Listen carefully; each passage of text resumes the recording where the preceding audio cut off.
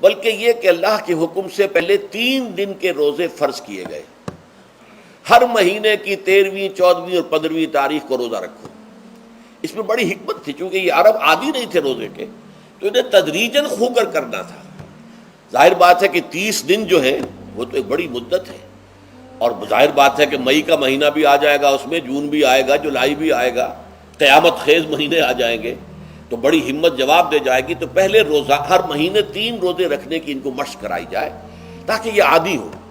یہ 3 روزے اگر مئی میں بھی آ گئے، جون میں بھی آ گئے، تب بھی ٹھیک ہے، اس کو انسان 3 دن کی تو مشقت برداشت کر سکتا ہے. تو پہلے یہ کیا گیا، لیکن اس کے ضمن میں یہ حکم دے دیا گیا، اس کو کہتے ہیں وجوب علی التخییر. یہ اختیار دے دیا گیا کہ یہ 3 روزے تم پر واجب کیے جا رہے ہیں، لیکن یہ کہ اگر تم یہ روزے نہ رکھو تو تم فدیہ دے سکتے ہو، 1 مسکین کو کھانا کھلانا صبح و شام. یہ ہے وجوب علی التخییر. دوسری رعایت یہ دی گئی کہ اگر کوئی شخص ان 3 تاریخوں میں بیمار ہو یا سفر پر ہو تو وہ تعداد دوسرے دنوں میں پوری کر لے. یہ ہے گویا کہ سب سے پہلا حکم جو دیا گیا ہے. اور اس کے ضمن میں اب میں چاہتا ہوں کہ آیت نمبر 2 آپ اچھی طرح پڑھ لیں، اپنا سامنے رکھیے اور اس کے حوالے سے یہ بات سمجھ لیجیے. ایام معدودات، یہ دن ہے چند گنتی کے.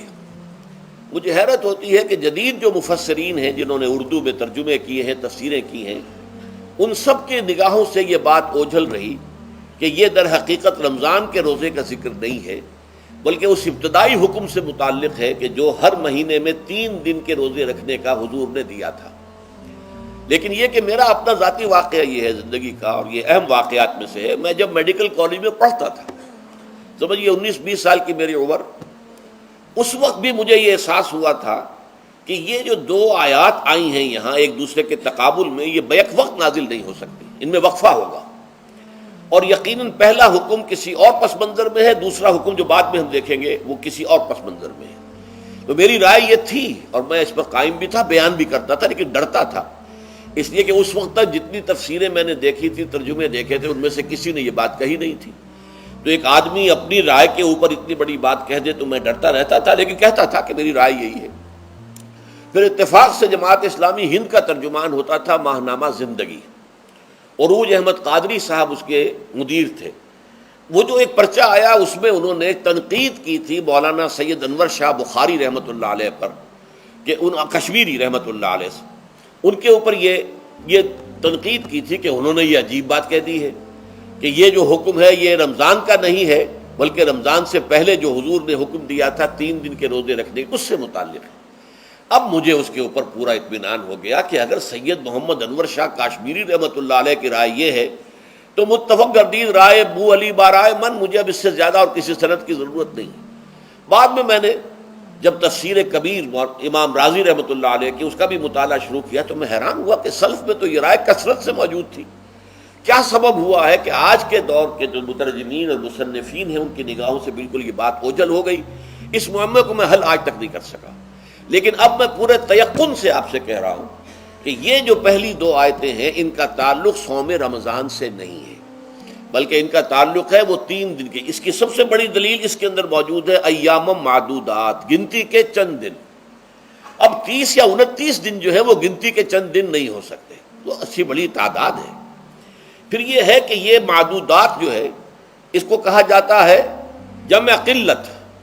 یہ زیادہ سے زیادہ 9 پر اس کا اطلاق ہوتا ہے، اس وزن پر جو جمع آتی ہے. اور اس میں جو ہے خود قرآن مجید میں حج کے سلسلے میں منا کے قیام کے ضمن میں الفاظ آئے ہیں ایام معدودات فمن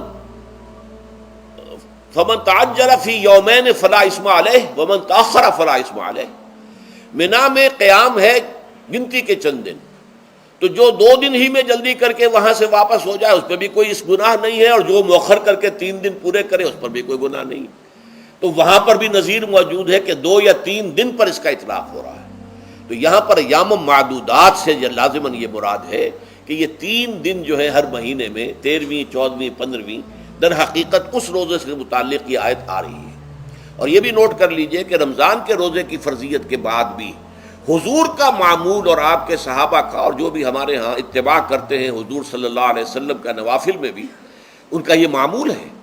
ہر خليل بالقرآن هو إمامنا على هداية